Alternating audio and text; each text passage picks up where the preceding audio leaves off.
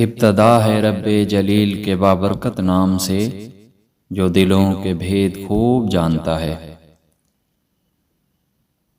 ये ज़रूरी नहीं कि गरीब सुकून में हो, लेकिन ये ज़रूरी है कि दौलतमंद सुकून से महरूम होगा।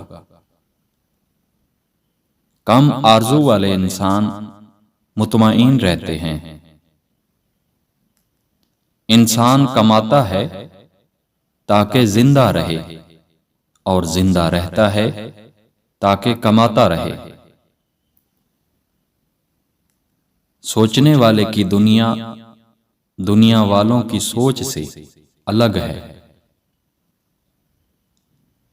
तुम्हें हरकत देने वाली ताकत का नाम जरूरत है, और जरूरत का पुजारी कसरत परस्त होता है।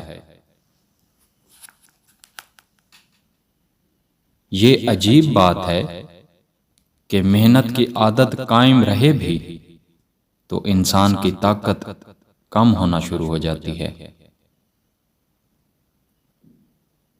बाज लोग जिंदगी भर किताबें इकट्ठी करते हैं, लेकिन जब लाइब्रेरी मुकम्मल होती है तो जिंदगी भी मुकम्मल हो जाती है।